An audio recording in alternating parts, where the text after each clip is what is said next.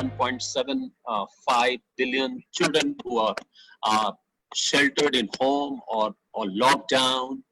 I call them generation lockdown. They are very grateful to you.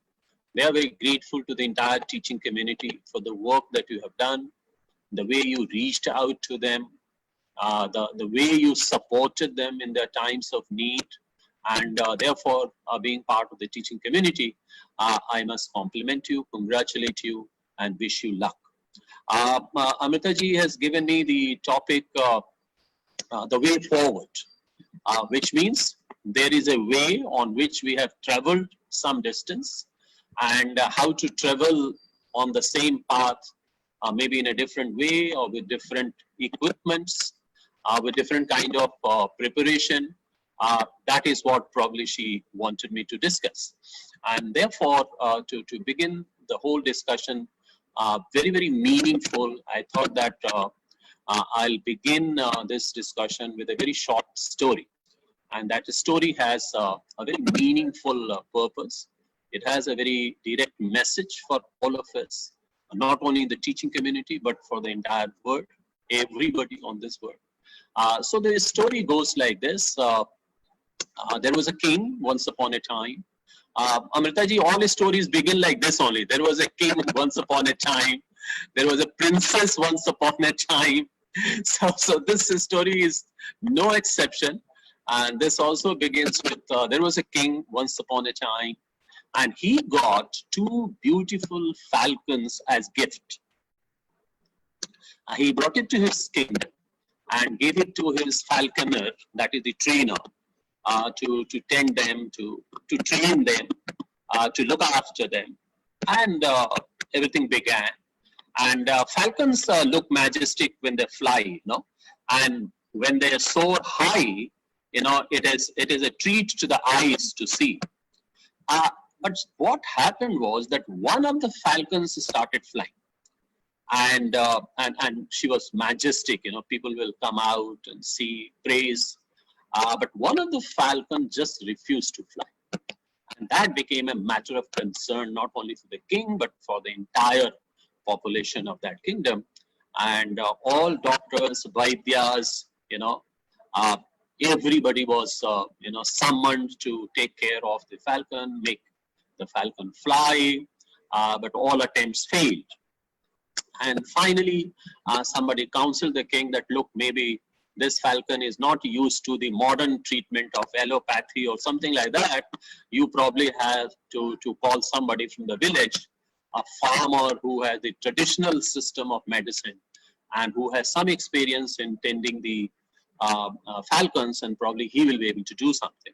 So anyway, the farmer was called, and he went to the falcon, did something, and by afternoon, the second falcon was also flying as majestically as the previous one.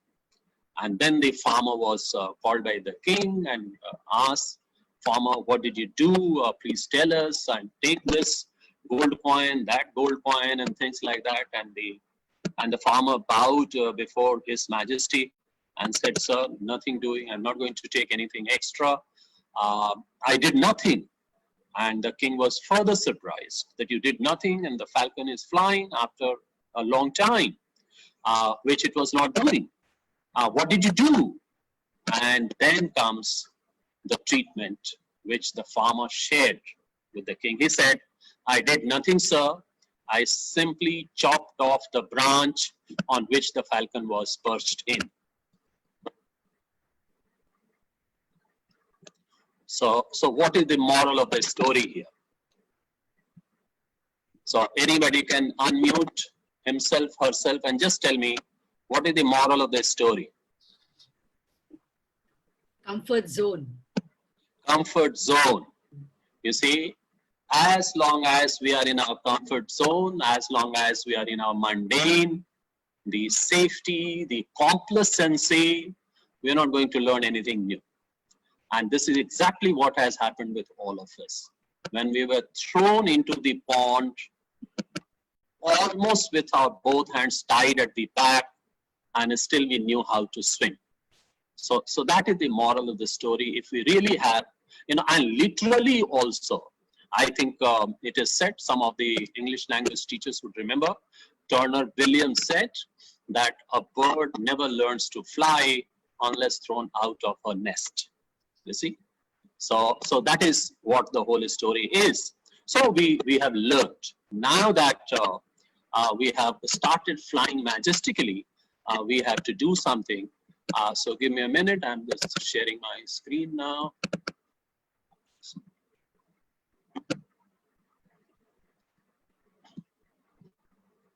So here we are. So what happened, ladies and gentlemen, that first few weeks of maybe last week of March or first week of April, we were in survival mode. We had to survive. So we had got hammer, we had got nail, whatever we had, started reaching out. We didn't know what is Zoom. Was not on at that time. The Meet came much later to meet us, and we started trying out something, and we discovered to our horror that our children knew better than what we knew about Zoom. You see, even before we did something, they had already scratched something on the whiteboard. They had unmuted themselves. We thought that they are muted. Many other experiences and things like that, but we survived. At the end of the day, we survived. So in any crisis situation, you see, we pass through three phases. One is the survival phase. And from survival, we start learning how to adjust, how to reassemble ourselves, and then we start innovating something. And once the innovation comes, we start leading by example, you see. So within our community, many people started innovating as to how to make our classes more effective, how to make it more engaging, how to make students group, how to give assignments. They will become the leaders. Institutions doing this will become the institutional leaders. So more or less, we are into this second phase, but now we have to go forward. We have to transform and we have to sustain. Imagine, Amritaji was asking this question before this session began as to what is going to happen in July and August. We all must assume that the same condition, if continues, then how we are going to make our interaction with the children better. That is the question. So I think this whole discussion that we are going to have is premised on this phase-wise readjustment plan, leading by example and sustaining throughout this pandemic. So the positivity of this pandemic is that all pandemics, all crises, let me give you this, they have 2 or 3 characteristics which are very common to them. I'll just give you one example, but let me tell you the common characteristics. The common characteristics are these which you see on the screen. We go into the survival mode, we become innovative. So all crises are innovation is spurring. There is spur innovation. Leadership comes out of it, and then we transform ourselves. And transformation simply is whatever we thought that is right, we start putting into practice. As long as we do not put into practice, it only remains as a knowledge and intellect in our minds. So this is the common characteristics. And one example I'll give you, in 1820, that is exactly 200 years ago, one volcano erupted, that is the volcano of Tambur in the Indonesian region. And after the eruption of that, the whole world, or at least a large part of the world, went into blackout. The temperature fell down, and 1820 was declared as the year without summer because it was so much of cold. Now, so much of cold was not conducive to production of crop. So the crop production fell down. People started starving, famine, disease, everything. And the greatest sufferers were cattle. Among the cattle, the horses were the main source of locomotion at that point of time. And therefore, the horses were starving. Farmers were not able to feed them. They allowed them to die. They slaughtered them. And all those things happened. But from this came out the need to move around. Because if horses were no more the sources of locomotion, some other source had to come. And what came out of that was, popularly it was known as Lauf machine. It is a German name because a German scientist came out with the idea of bicycle. So bicycle in its first avatar was a Lauf machine, because when people saw somebody with a plank and two wheels below, they were laughing at it. But finally, that was the beginning of the invention of bicycle, which is so much popular today, particularly in Europe, as you know. So bicycle came out of eruption of volcano Tambor. You see, so just one example I have given you, and there are similar examples. So I'll move a little fast. And now this is something summarized in a table, what I have said to you so far. It is a blueprint for the kind of environment that we are living in, and the kind of environment that we have to design from survival to celebration. So survival, it was a hammer and nail phase. It was not very deliberate. We didn't know there was a very small window available to us to prepare. We could not read, but then we started adapting to new things. We came to reassembly. Now we are reaching to leadership position where our teachers, our assembly line people, our coordinators, vice principals, they have to become autonomous. They have to be empowered. We have to go to automod. And probably that day, when we are able to see that, look, either our virtual classrooms are as effective as our in-person classrooms, or we are able to develop a mechanism where we are able to do this hybrid kind of physical classrooms also and virtual classrooms.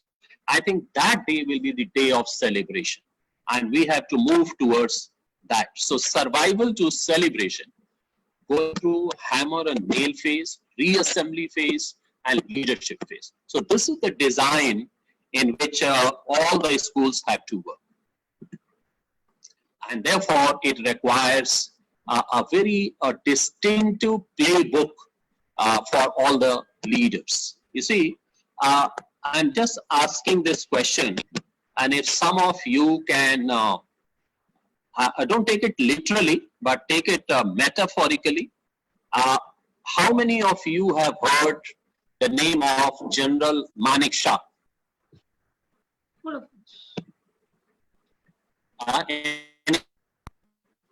Yeah, please say, anybody can speak. Yeah, General Manik Shah. General Sam please, Shah. Yeah. Who was he? Anyone? Yes, I think quite a few of us have heard the name of General India's second field master. Marshal, field marshal. Marshal. Yes, anyway, I'll take you a little back. He came into prominence with the liberation of East Pakistan from West Pakistan. And he was the general at that time, Chief of Army Staff, General Manik Shah. And similarly, why I gave you this example?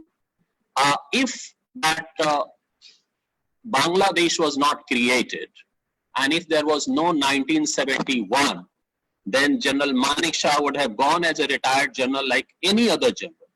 After how many generals' name we know, right?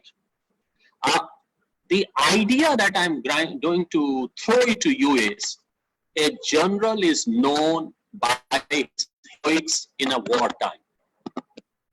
When there is a serious crisis situation, a political leader can become a statesman, right?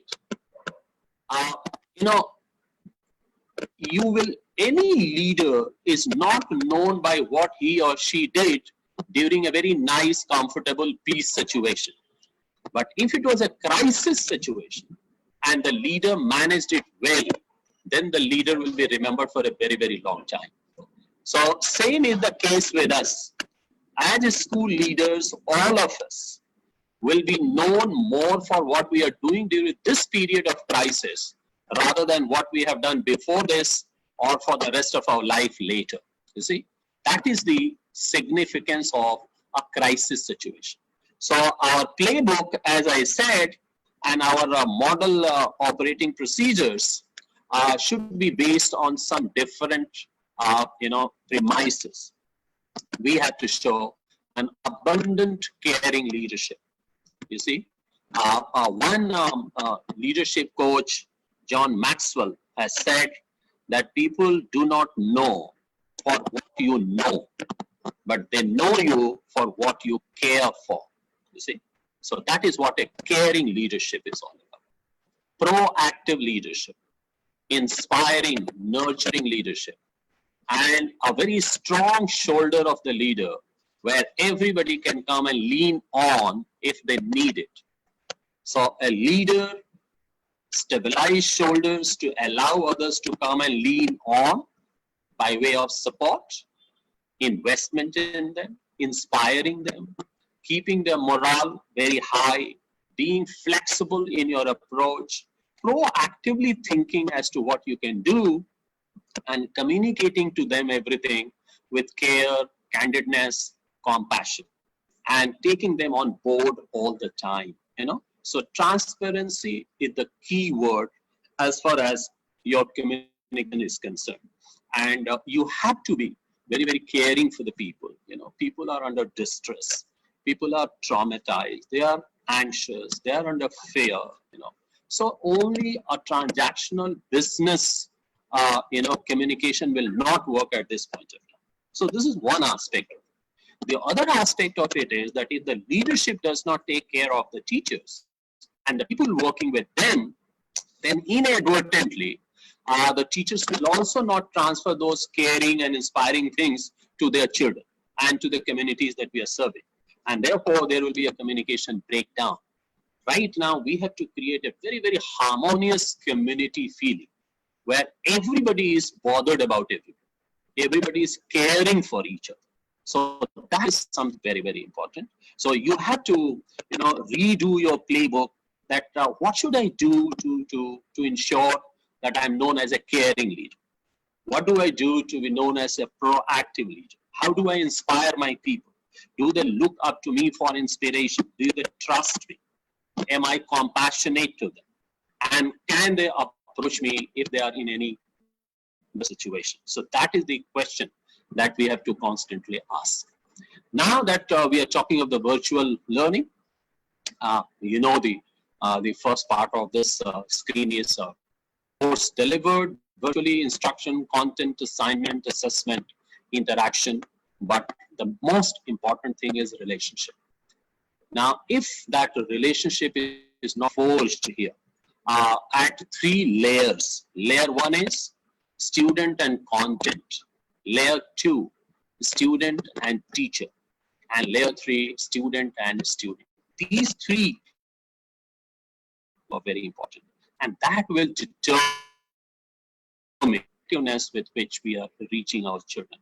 I will tell you something very strange.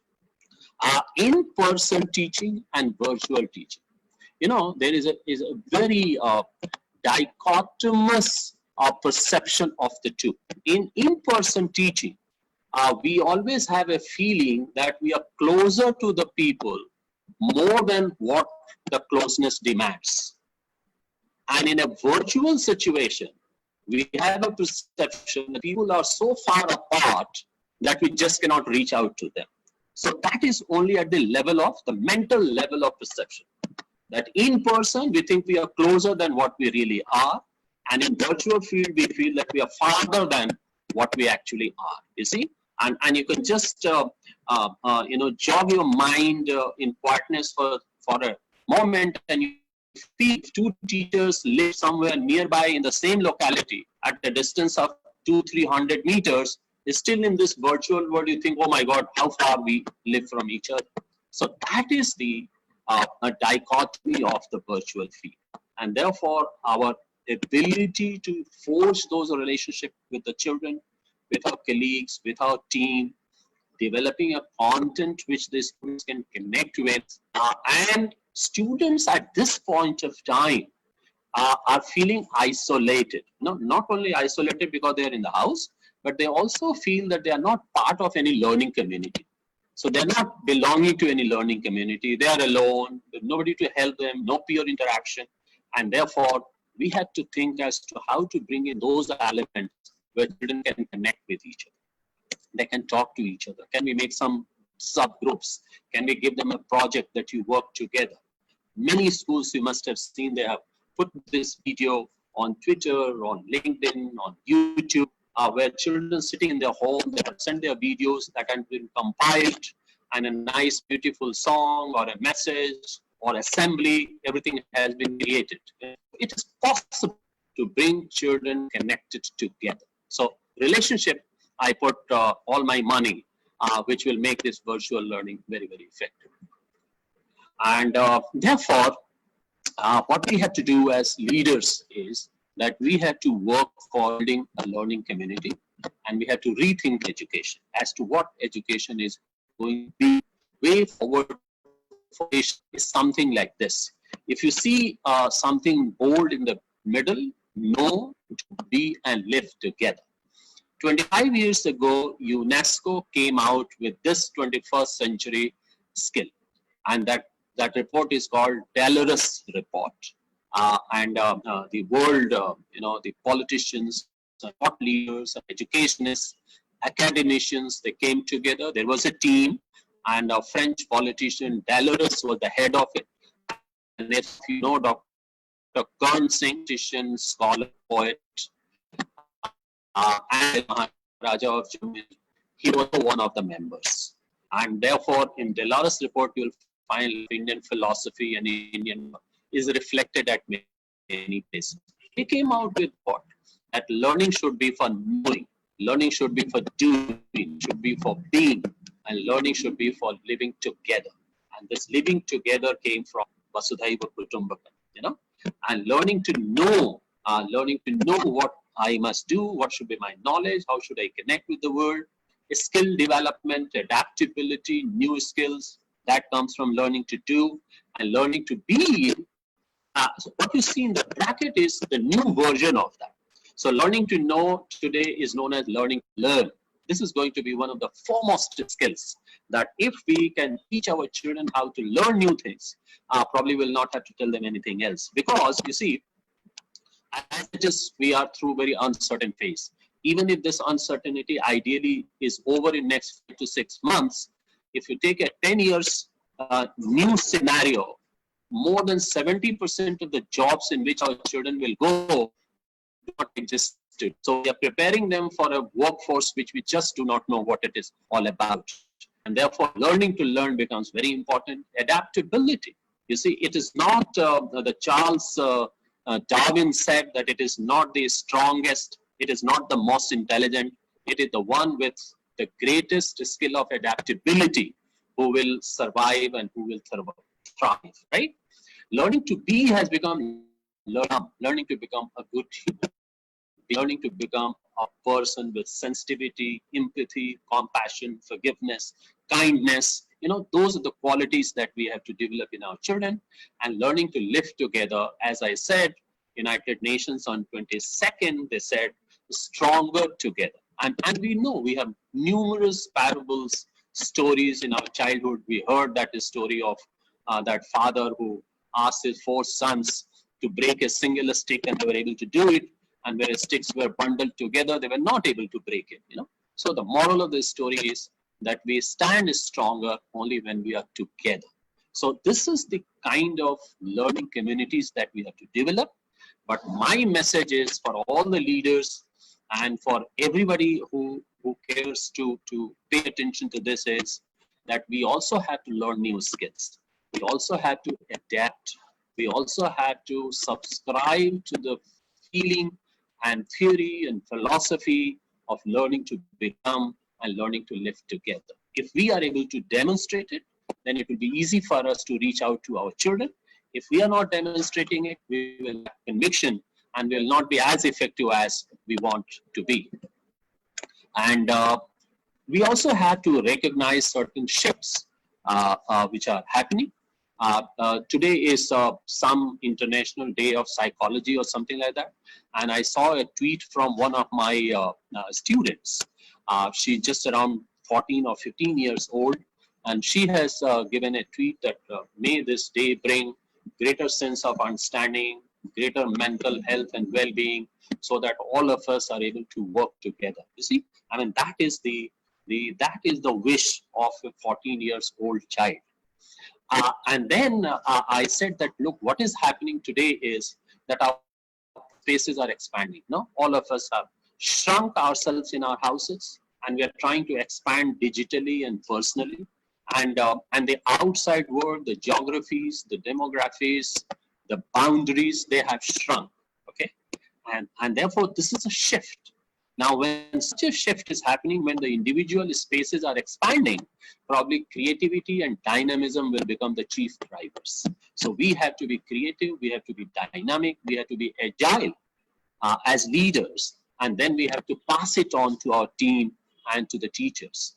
And this is the third thing which I was talking to. Societal and psychological aspects will be valued the most. We need to be at peace with ourselves. We need to help each other as much as we can, because the mental peace, mental health, mental well-being will be valued, because if we do not take care of that, probably will not be able to create a sustainable society. And local resilience versus global efficiency. Now what is happening globally. We always talked about the interdependence of global societies. Now that interdependence is somehow shifting to the local resilience, because locally, if we are not resilient, if we are not able to build our local communities, we will not survive. Ultimately, when the whole world was suffering, we did not have masks, we did not have personal protection equipments. We imported it, we did not get the right. Within India itself, per day, 2 lakh, 3 lakh masks and as many number of PPEs we are able to produce. So the local resilience now can never be replaced, and therefore it has a meaning for us that you have many schools, you have a general guideline for all of them, but still the local values of creativity and dynamism, the local expansion of resources will always outweigh than what we prescribe to them. And therefore, there should be a lot of encouragement and autonomy given, that you please find out what are your exact needs, what are the resources you require, and how your resource mobilization team can work in the fastest gear and bring everything possible on the table to reach out to each child. That is the purport of local resilience that I wanted to talk to you about. Another thing which is very important, it comes from the previous one when I said that societal, psychological values will be recognized the most. One of the, I would say, gray areas of our education system has been that we have put so much of emphasis on the cognitive development. And we thought that the cognitive development is a sure visa and a sure guarantee for the success, so-called quote-unquote success of our students. We have seen the pitfall of it, we have seen the limitations of it, and yet we have not taken any precautions. Personally, I always hold the view that the social emotional behavior, adaptivity, adaptability, and ability to exercise empathy, those things are as important as somebody's high performance in mathematics and science and social science or any other subject. In fact, the recent researches have proved time and again that socio-emotional behavior, socio-emotional skills actually help a child do better in cognitive skills also. And therefore, I think as a foremost organization, as a pioneer organization, all of us must mainstream SEL into our curriculum. Our teachers must be prepared for that. And like you said, Amritaji, that you have ingrained SDGs. I think most of the SDGs serve the purpose of SEL. Some of them are implicit, but we can also make it explicit. And we have to bring our children out of fear, out of anxiety. The influence of their atmosphere, their family, society is going to weigh very heavily on them. How they are aware of their surrounding, how they are aware of the societal needs, the relationships that they develop, the decision-making abilities that they will learn. I think these things, in my opinion, are very, very important. Whether we go virtual or we go in person, I think lessons, our interactions must have a very, very strong component of social emotional learning. So one of the way forwards, in my opinion, is this one. One problem that we face that children do not learn and they're not very motivated. Here I bring to you two very famous examples, two physicists. I'm very enamored by them. I keep reading about them. One is about Einstein. All of you know. Einstein, the year he got his accolades for his research paper on theory of relativity.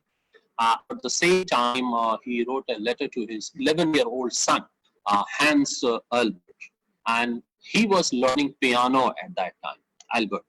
And Einstein wrote a letter to him, Hans, I'm so happy to know that you're learning piano and you are learning new music. Please do it. Continue to do it for the simple reason that you enjoy it. In fact, he also suggested that for children of your age, learning piano and doing a little of carpentry is perhaps the best thing to do. He also added that even if your teacher has not given you any assignment on piano, I think you should create some good music which you enjoy and you should do it. And then he concluded that learning is about enjoyment. So you learn what you enjoy and you'll enjoy what you learn. So I think if we can bring in this somehow in our curriculum, or maybe teacher-taught relationship or student content relationship, is designed in such a way that it creates a joy of learning, I think that will serve a lot of purpose. So this is about Einstein. Another physicist who was also a Nobel laureate, the science teachers will know, and he said that if you want to learn something, please teach it. Because if you explain something to others, I think you learn yourself better.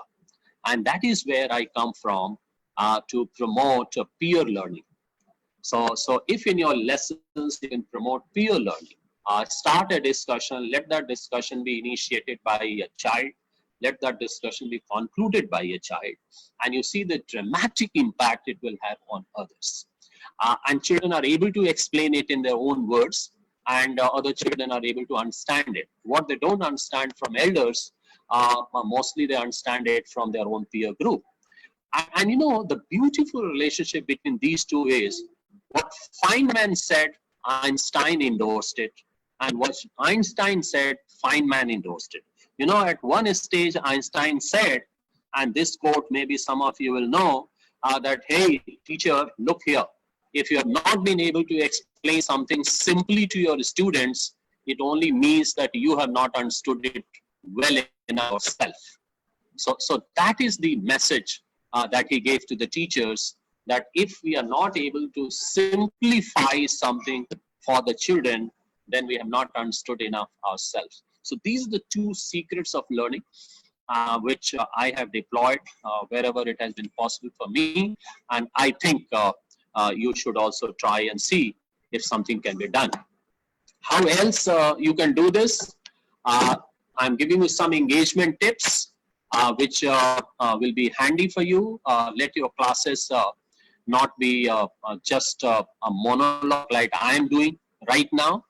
You should, bring in some quizzes, conduct some polls, use the chat box, encourage questions. You can set rules, that's fine. You say, today only 5 minutes we'll have question answer and things like that. Create bonding opportunity. Let children connect with each other. Talk about the children, their achievements, talk about how they are dealing with the situation, create a discussion point around something of great concern to everybody, and show empathy and confidence in the children. Because everything we do for our children, if it is devoid of empathy and confidence in them, probably we will not be able to create a bonding with any one of our students. So these are 3 or 4 tips that I thought I'll share with you to make your classes very, very engaging. And if you do that engagement, then only your classes will be active classes. Otherwise, children will just, as they listen in the in-person classroom, they will, Amrita ji, you are saying something? You agreed with me. Fine, thank you. So active learning, when the students participate, they interact with the learning process as opposed to passivity and just receiving the information is something which is very important. Samuel Butler's quote I have given here, don't learn to do, but learn in doing. So The active classroom and engaging classroom is that children mentally, physically, emotionally, they are involved in doing something. And that is thing very, very important. And therefore, my suggestion is the way forward, investment in self. So please invest in yourself. Do a lot of yoga, meditation, Zumba, salsa, whatever you are fond of. Read good books, because if you do invest in yourself, read books on virtual learning, do read some research findings, how to make it more engaging, because self-investment has got, Amritaji, you will be very happy to know that if everybody invests in self, the dividend is 20%, right? And maximum investment in any stock exchange is not more than 10, 15, 20%, okay? So self-investment, and just imagine, Pratima is exclaiming in horror on what I said. Imagine if we have 100 teachers and each one of them invests and they have 20% for a principal, what would be the percentage of dividend? It's become the richest gate or Warren Buffett or something like that, right? So self-investment is very important. Another thing, the relationship building. When we are investing in self, I think we should also invest in our students. Now, let us say most of the schools are going on summer vacation. I think this is the time everybody is going to Europe now for holiday. Everybody will be confined to their houses. And if we can take out 5 or 10, 15 minutes every day to invest in our students. So let's have a list of our class and 10, 15 students, 5 students every day, we make a personal call. Hi Ashish, how are you? What are you doing? What is your plan for the day? Are you reading any book? Can you suggest a book for me?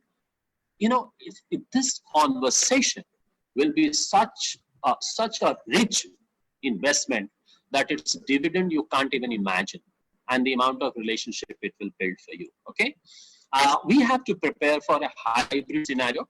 This could be answer to your question also, Amitaji, that some children will come to school, some will stay at home. So we have to do a different operating procedures we have to prepare. So let us say the middle school children come and they will spread across the campus to maintain physical distancing, but rest of the children will be at home. So who will teach them? How will they teach? I think that is something which is very, very important. And of course, the physical, social, emotional re-engineering we have to do. You know, if in July, let us say 1 month time I'm giving you, and if we have some measurement today of our physical status, social status, emotional status, and if you say that yes, after 1 month we'll be 25% better, physically, emotionally, spiritually, then that re-engineering will help us in future in taking forward the vagaries of the uncertainty. You know, a famous scientist from a lab in France, he was a physicist and he turned into microbiology. So he is doing a lot of research on this coronavirus. And he said famously almost 1 month ago that the problem with this virus is nothing but simply one thing, that this virus is unknown. And if a virus is unknown, if it was a known unknown, we could have helped it. It is unknown. And therefore it creates a cascading a layer of uncertainties. You plan for something tomorrow and that will become redundant because 2 weeks later you require something else. And that is why in the armed forces it is said that your plan may be useless, but your planning is indispensable. So we have to plan by keeping whatever scenario we perceive today. We can make the changes in the light of whatever we perceive day after tomorrow. So indispensability of planning should not be compromised. So this is my suggestion, and here is my salutation to all of you. And this salutation is like this. All of you are adaptive, hardworking, committed, and caring in all these days and challenging times. You did all that you could do, and you did beyond that. And that is why I, on behalf of Mrs. Madhok and Amrita ji, we are showing just why we all praise you sky high. So that is my salutation. Thank you very much. I have spoken, and if we have time, we can take some question and answer. In between, if somebody has any question which we are not able to deal with here, these are my contacts. It is in the same order. I'm most active on email. Secondly, I'm active on Twitter. My third level of activity is on LinkedIn, and Facebook is the last one. So you choose where you want to connect with me. But right now, over to Amrita ji. Yes, thank you so much, sir. It was an absolute pleasure listening to you, as it always is. You know, I was expecting something different, and I think that's the whole idea, because many ideas which even though I've been attending webinars, I listened to you on a few, I think a few things were very thought-provoking. Before I ask my question, I'll keep mine for a little later. I would request all our participants, our team, in case there are any questions, put it up in the participants bar, just raise your hand, and I will, of course, ask you to ask your question. Anyone. Aditya sir, I'm sure you're listening to me. If you're on live FB, or if anybody else is, even if there are interesting questions there, sir, Aditya sir, if you can moderate, you can ask the question on behalf of someone listening to us on FB. I think we, sir, will as of now, ma'am, on FB, we have basically participants picking up very important points and reposting it, something that has really touched them, or they have really taken to that point. If there is a question, I will take it. Please, thank you. Any questions coming from this side? Please raise your hand if anybody would like to ask a question. In the meanwhile, I think while people mull their thoughts, I just wanted to ask one question to you, Ashok ji. The question, there's a doubt in my mind. Number one, I just love this idea of yours that a planning never goes a waste. A plan may not be successful, but planning never goes a waste. I think there's a lot of power in what you said. I think it's because that only prods us towards action. We must keep planning. Yes. If we fail, it's okay. Absolutely. Thank you so much for that very powerful thought. On the same note, sir, I have this fear. Schools are obviously going to be reopening. We all have to plan. We all have to get geared up. Somewhere, I may be wrong, but I'm just thinking, is it that we may overdo our, I don't know whether it's the sanitization part. I think it's more in the head, overdo our social distancing. We have to, of course, I'm not trying to say that, but when you overdo something, the fear, I'm just wondering the first week when children are coming back to school, even if it is the seniors, in any case, they're coming from a peer environment of the family. Then they come into a school, seeing their teacher with a mask, seeing people, you know, getting a little fearful, don't come close to me types. Even if a child, out of love and affection, just wants to, the first thing will be, I don't want to. I hope we don't overdo it. I'm just scared about that, you know. With children, it's so difficult. Yeah, so I think what you have said is absolutely correct. And it is a very real threat, I would call it, and real problem. But the lighter side of it, I'll tell you, one of my friends, I think you also know him, Francis from Mumbai. And Francis put out a tweet some time ago that, hey, school leaders, please don't do one thing. And you know what that one thing was? That don't put the logo of your school on the mask of the children. You see, so we are very prone to doing these things. So we start advertising our schools by putting the logo of the school on the mask, just at the mouth or nose of that mask. So I mean, we are prone to overdoing it. But the good thing is that we are sensitive to it. You know, we are aware of it. So if we are aware, then we can plan it. And that is why I am saying is, that the reopening, should be planned, and at least 15 days in advance. Suppose even if the government say that open it tomorrow, I would suggest we should not open it tomorrow, because between the children hitting the gate of the school and the advisory to them as to how things are going to pan out, if we need 3, 4, 5 days, we must take it. And then only we should allow the children to come. This is my advice.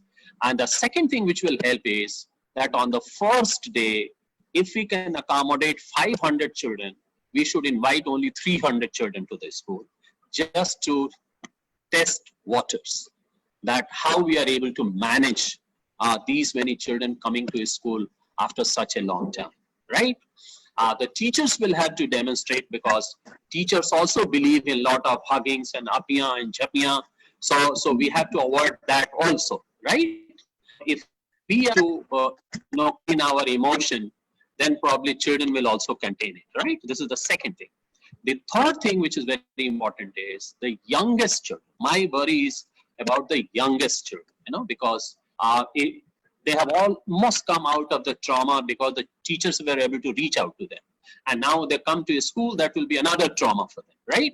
So I think teachers must be in touch with them, 4, 5 days in advance, and only telling them that we are waiting for you, or you will do this, or we will meet, but we will not hug each other, we will not touch each other, or you remember we gave you lessons in good touch and bad touch.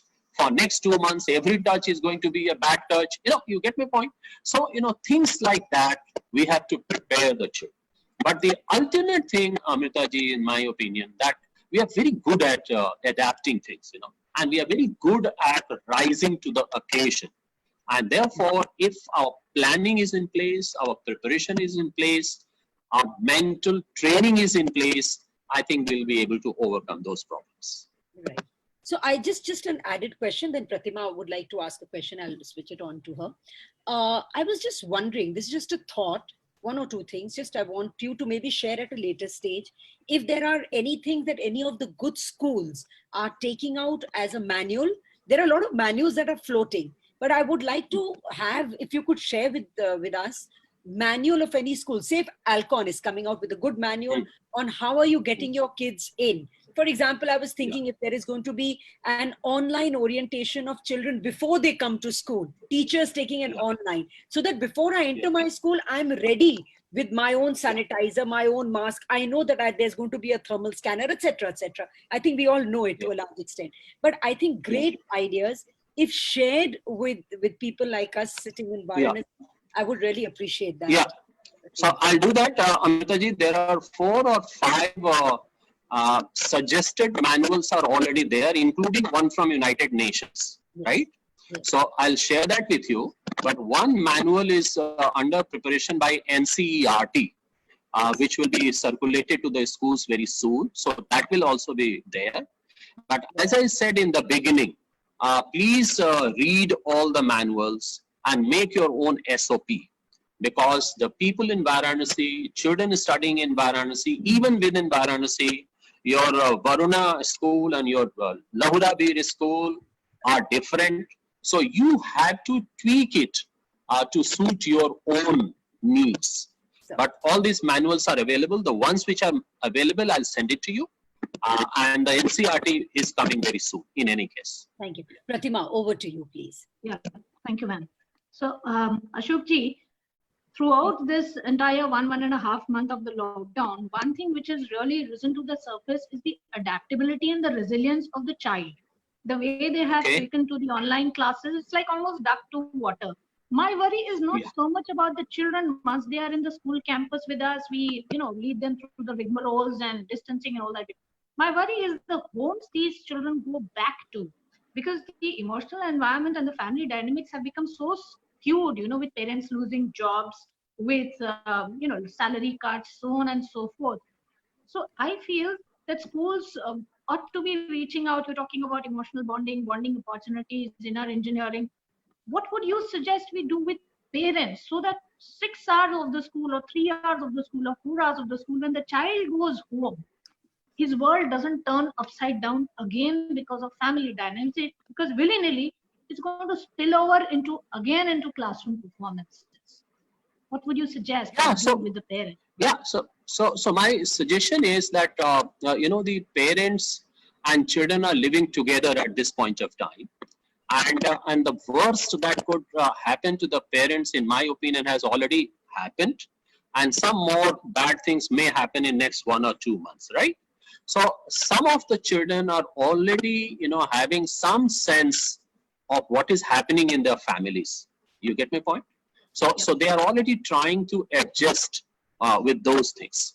But if we develop a mechanism by which at the class teachers level, the coordinators level, then at the higher level, we are able to communicate with the parents. After all, if you have 2,000 parents, all they require from you is that you communicate to them that we are with you, we know the hardship that you are going through. This shall pass too. That is something which is catching a lot of importance, and talking to them. And of course, I mean, it is a very open platform, and I hesitate to suggest, but 2-3 more suggestions also I can pass on to you later on, probably to Amritaji, as to how we can reach out to them and what best we can do, because ultimately the well-being of our children is very, very important.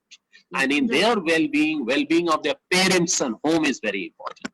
So our communication ability to reach out to them, and there are 2 or 3 other things by which we can do something for them, and probably I'll share it with you. Thank you. I look forward to that. Thank you so much. Okay, I think, but there's a question from Aditya sir. So please, Aditya. Yeah. Yes, Mr. Aditya. Good morning. Yes, good morning. Yeah. Good morning. So we already have a blueprint of a timetable, and that whole time, I understand, has to be tweaked now with this 30% children coming, whether it will be on alternate days or whether it will be 2 shifts with a curtailed school. But beyond what we have in an existing academic timetable, do you any suggestions coming from CBSE or NCERT to incorporate a dimension of socio-emotional learning, which you also spoke, so that the basic purpose of the schools reopening is not directly academics, but more bringing out the children out of this area? And specifically to what Pratima ma'am said, they are coming from getting up every day in the morning and hearing nothing but negativity to getting into a school for studying. So do you see some changes happening in that blueprint of the timetable? Yes, Aditya ji. So number 1. Good morning, Mr. and Mrs. Madho. Good morning. How are you? Yes. Just be like that for a second, please. Both of you are looking awesome. Oh, Thank you, sir, for the compliment. So I I just clicked it, and I'll preserve it as a memory for me. so I'll also click one to reciprocate that. Yeah. And Okay. It's been, every crisis has a silver lining, and we are staying at home, doing the things which we never did for the last so many decades, actually, and health-wise also, quarantine, away from the. वो तो मुझे आप दोनों नाम को देख के लग रहा है. I can see it by looking at both of you.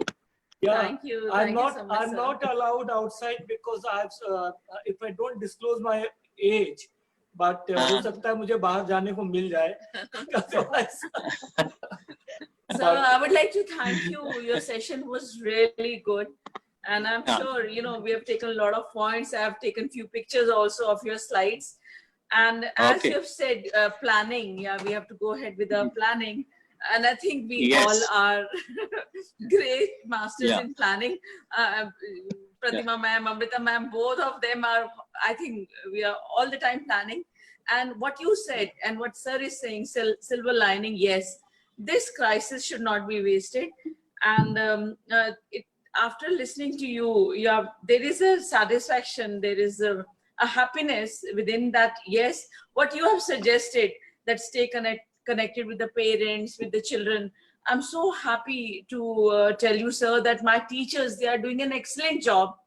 My all the coordinators and all, everyone is so very well connected with the students. They talk to them almost every day, 2, 3, 5 children every day. So that Very nice, way, very nice. after listening to you, yes, there is a confidence, new confidence in us that yes, we were at the right track. You see, Thank I'm you, also sir, so I'm much. also so happy to see that nature with its corrections, it has brought to us Yes. the fact that don't Yes. depend on astrologers, don't look Yes. at all those horoscopes, throw them away, and the best thing to do is to look after your scientists, your doctors, the people who are Yes. at the cutting edge of education. Education is the only thing, learning is the only, like you said, learning to learn. So that was very, very important, key foundation stone of everything. And one more takeaway is Yeah. like that Global Day of Solidarity, 22nd May. Yes. And I'm sure it will appear Yeah. in our calendar next year. So And psychology Oh, day also, in case it is not there. Thank so you. I was there on the Facebook because I joined a little late, and No. I did try to listen to some parts, but I'll revise it one more time. Thank you very sir. much. It's so nice to see both of you. And since you're there in response to the question of Mr. Aditya, 2 or 3 things I want to tell is specifically addressed to the leaders of your eminence and stature, that this curriculum and things like that he was asking. I think at the heart of everything is a leader's ability to be generous. So if at all, Madhuksa, we have to exhaust anything, that is our generosity. So let us first exhaust our generosity, number 1. Number 2, let us exhaust our flexibility. How flexible we can. This is the second thing. The third thing is, which for the past 2 months I'm repeating, and if some of you have heard it before, don't accuse me of repeating it. But even at the cost of repeating, your grade, you must be worried how to assess and grade. Please worry as to how you can be graceful. So grace before grade, love before your lessons. And I said relationship before any rigorous academic work. Just see how you're going to expand it, okay? It may look rhetoric, but if you start implementing it, you will just enjoy it. So coming to the question of Mr. Aditya, 10th and 12th class syllabus will be slashed, and CBSE is working on it. Very soon you will know what will be the final shape of the quantum of syllabus. As far as other classes are concerned, I think schools will have the flexibility to reduce the syllabus. And there my advice to all of you is reduce it to as much as you can. Don't be miser in reducing it. Okay? Show your generosity in reducing the curriculum. And I'll give you only one example. I have been very pained at the English language and Hindi language books. In each book, you have got 20 to 25 lessons. That is painful. There is no need to do 25 lessons even in a normal school of 220 days. That should not be more than 12 or 13. I think the entire nuance of literature, poetry, prose, the dialogue, the stage craft, everything you can teach in just about 5 or 6 lessons. So how to communicate is more important. How to write is more important. Not just doing 25 lessons and the end of it. So I'm just giving an example.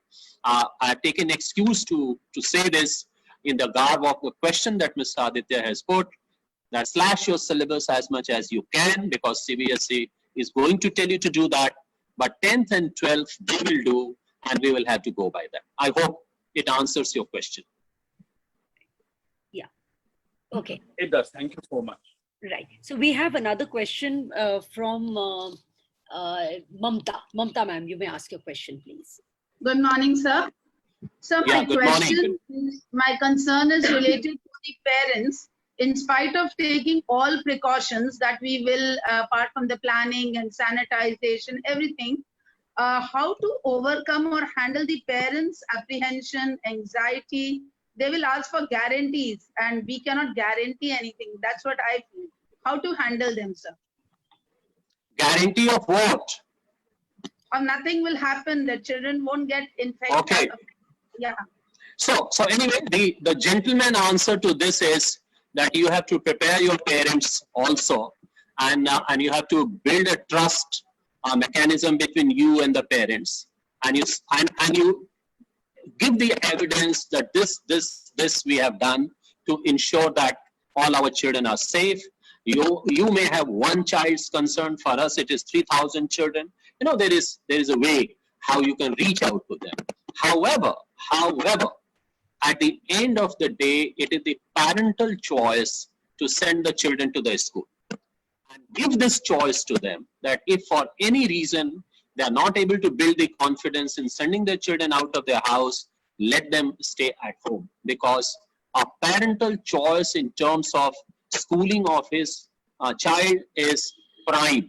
We cannot force any child to come, but you say that we are prepared to deal with all these problems, and these are the things that we have put in place. I think that's the only way you can do it.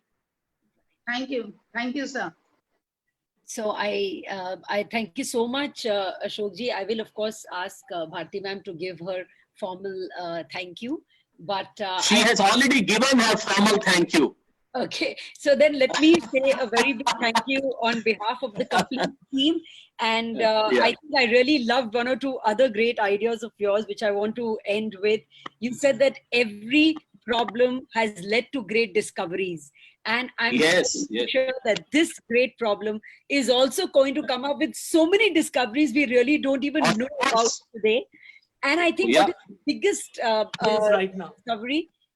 Sorry, we are sitting on one of the discoveries right now. Yes, this discovery only has saved us, the technology. Yeah. And I think the biggest discovery has been on the front of social emotional learning, because all the teachers, I think everyone across India or maybe even the world over, is struggling to connect with their children, are missing, but have found some sort of a connect, even if it is on the virtual platform. There is a connect. I keep talking to parents and kids, and they're really excited about seeing their teachers, even today on the virtual platform. So I think that's one great discovery. And I hope that each one of us here who are listening to you are also going to take this opportunity and become, from basic leaders, statesmen, like you mentioned, Sam Moniksha. I think that was a great example that you gave. That was a very good example, yeah. I hope that we all are humble enough to learn from this and become statesmen. Thank you so much. Thank you. Thank you very much. Thank All you, the best. Amitaji. Thank you, Mr. and Mrs. Madhav. Aditya, all the best. Ratmaji. Thank you so All much. the best. Pleasure as always. Bye-bye. All the best. Bye-bye, everyone. Thank you. Thank you.